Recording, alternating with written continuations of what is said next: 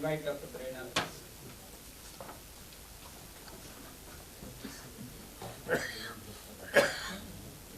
So quick introduction, Prerna, you're from Exposome Pvt. You're the founder of the company, and you're going to talk about green hydrogen generation alongside abatement of industrial waste. Good afternoon, and I'm honored and I'm humbled to be here today, and thank you for the opportunity. And Exposome, so the word Exposome, the company name, means the effect of the environment on the human body. Is this better? Yeah. Okay. I'm gently loud. So, with this project, we are trying to solve two big problems. One is the demand for fresh water, right, and also the demand for clean energy. So what we're trying to do is generate clean green hydrogen with the use of industrial wastewater, which is one of the big problems that industries are grappling with today, right? So I need to move this slide. Yeah. So this is our founding team. Previous to starting Exposome Pvt. Limited, I was with Applied Materials in the IIT Bombay campus. I worked with several of the professors and industries. And basically, all my life, materials chemistry is what I've done. That is probably one of the only things I know. We have Ashish, who looks after the business development, and Amit, Dr. Amit Goradia, who's an electrical engineer, and he's helping us with a lot of the scale-up of this technology and some of these sensors and IoT play, which will kick in later. Right? And we have about 15 people in the company at this moment. So our mission is to serve industries for taking care of their wastewater. And one of the big parameters in wastewater is recalcitrant chemical oxygen demand, which is basically a collective term for all the pollutants that can't be broken down by simple techniques such as aeration, MBR, reverse osmosis, forward osmosis, all the state-of-the-art technologies, right? But that's exactly where we are stepping in. And also for air emissions, similar problems are there where things like carbon dioxide, we've been hearing, SOx, NOx, chlorine gas, etc. They are not being abated by industries. Current technologies such as HEPA filters, they take out like microns. That's where that dotted line is. This is my old presentation. I had I had some things which I wanted to talk about. Yes, right here. I'm so sorry, it'll just take a minute, but it's important for me to give you the current version. So we've already spoken about this. Is this mode okay? I'll stay here?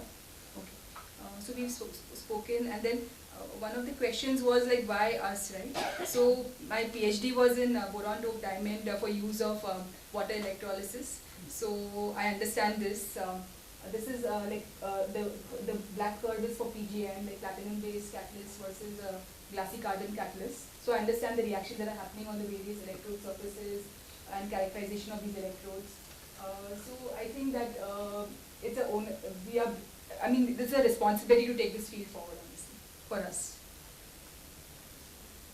And Professor Kalam, I've met him and I'm deeply inspired by him. So our mission, as I was talking about this slide already, but here down here you can see what our core technology is. It's molecular filters.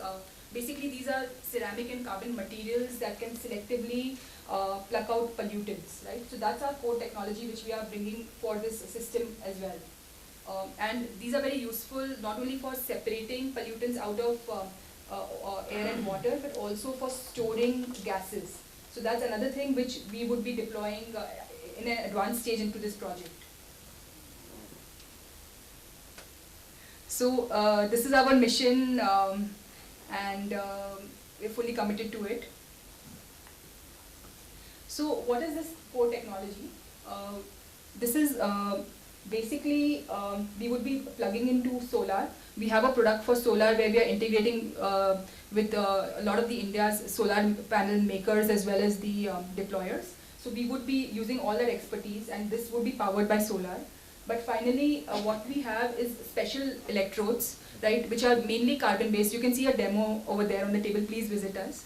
And we are making them in a very cost-effective way. So they do have some catalyst materials, but those are only in ppm or like very small percentages. Mainly they are carbon based like graphene, graphite, and we make them ourselves.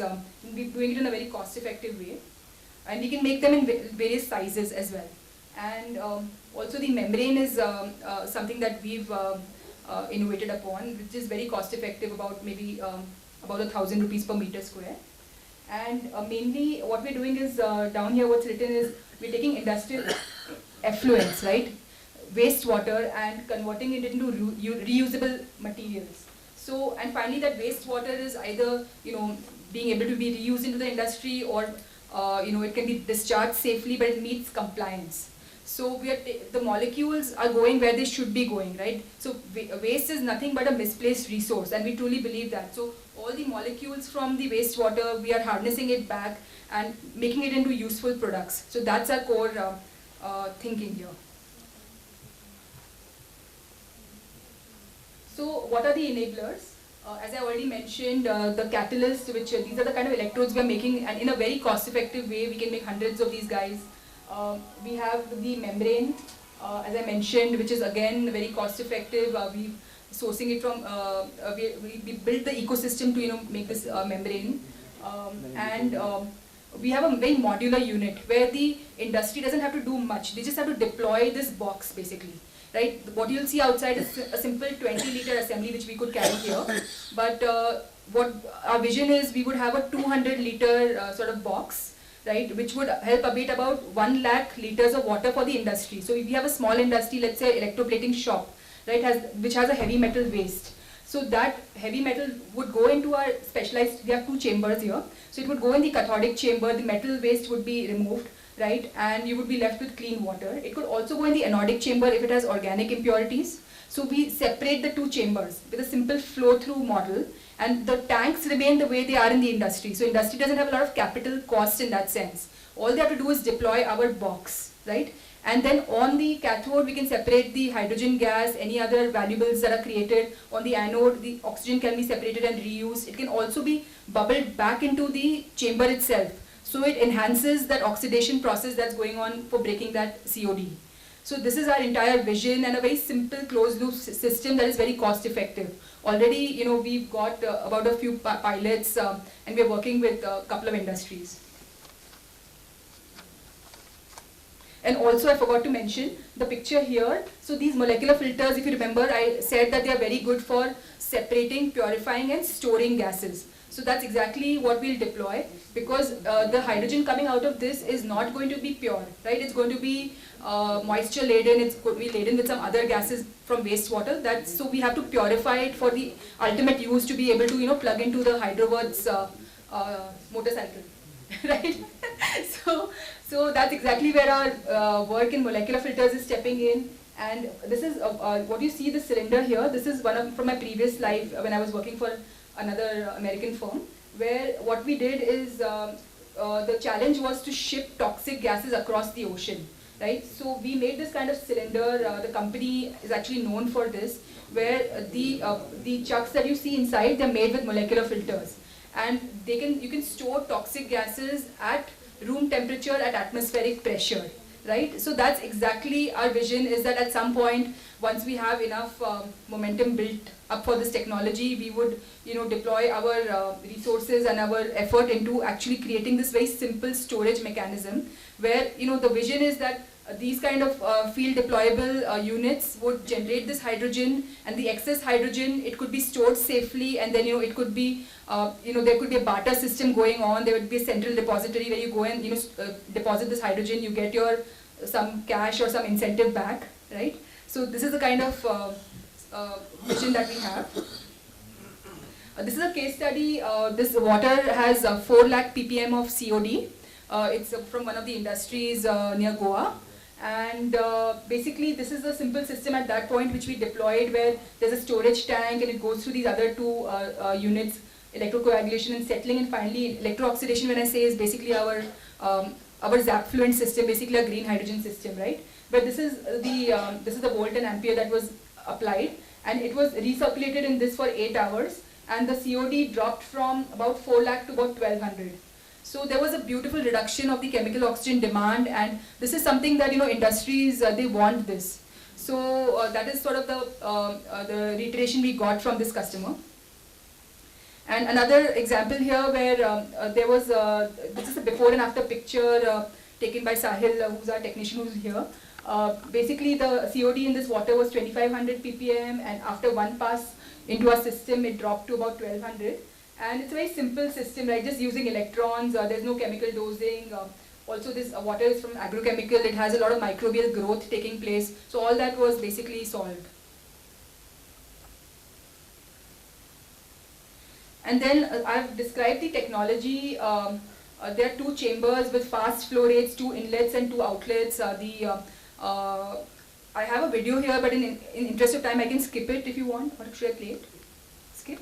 Okay. But you can see the demo outside, right? So basically the two chambers are separated. There could be two separate processes going on. Like in one chamber we could have a electro-reduction going on. In one chamber you could have an electro-oxidation going on, right? They could be separate streams of water. So there's a lot of innovation that can be done right here in programming this. Although a modular unit would be same, but the way in the voltage program and the type of water that we're sending in, a lot of innovation can happen, and the industry has the flexibility to do this, right?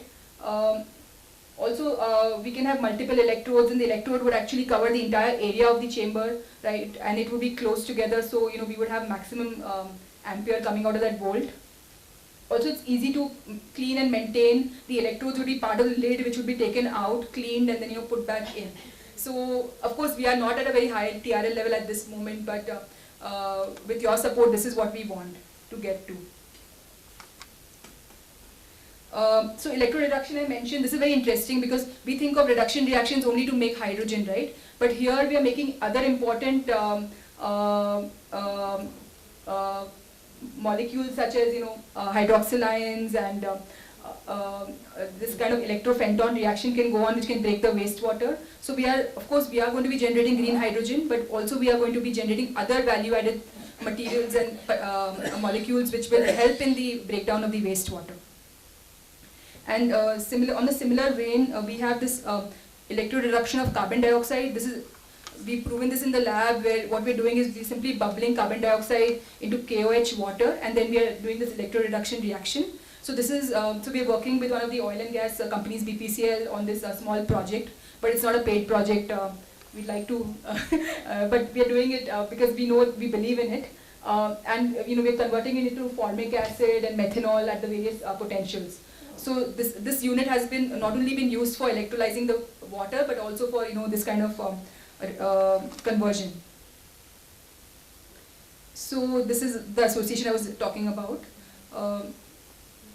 So our roadmap, this year we hope to deploy this technology into a few more industries by middle of this year, by mid-2023. We started this company in the year 2020, and we've been lucky to be winner of the Maharashtra Sustainable Week, where Dr. Mashilkar has given off that award to us. And we have some manufacturing capacity right now for the molecular filters. And we would continue to just keep doing this. Yeah, so I think I'll skip the open question part. We can cover that later. So thank you.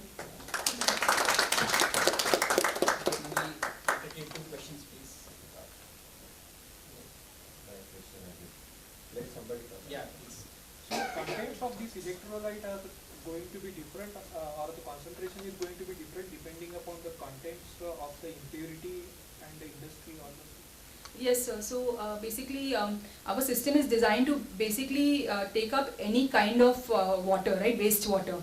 So it can have COD, like it can have an organic loading, like you saw that water that we had from that industry which had a COD of 4 lakh ppm, right? Right from there to even seawater, we have done some experiments and things. So basically our electrodes are very robust, and some of the electrodes we've been using for 1.5 years with nothing happening to them, right? So they're non-sacrificial, and the membrane is also pretty robust. So basically we're trying to design such a system that can basically go out into the field and be deployable. How do you recover the toxics that you capture? Yeah, So what do you do with it? Yeah, that's a great question. So in case of the COD, a lot of it gets broken down into smaller molecules, right? So maybe into even also into CO2 gas also. So in this case, there's always mass balance. So we're breaking down the organics into smaller molecules. Many of them form sludge. Although in this process we don't have a lot of sludge, but some sludge is sometimes seen. So they can go to the bottom of the cell and we can clean it off. But that is not our mission. Our mission is to design each process. So we study the water first of all with the industry, and we see what value added proposition can be done, right? So for instance, from CO2 laden water we can make methanol. So idea is that there would be no toxics left behind, only some raw material for the same or different industry, right? So similarly we are creating these gases we can oxygen, hydrogen, chlorine, other gases also. So the idea is to look at each system, each industry. And what is happening is, like when we're working with industries, like we're working with electroplating industry with this technology. So all their metal we are recovering on the cathode, right? So that can be simply recovered. So similarly we are getting a water from the leather industry. Now leather industry has a problem of chrome, hexavalent chrome as well as of organics. So we will look at the water and see what value can be extracted out of this water from this system. So that is the thinking. Okay, we will stop here. Thank you.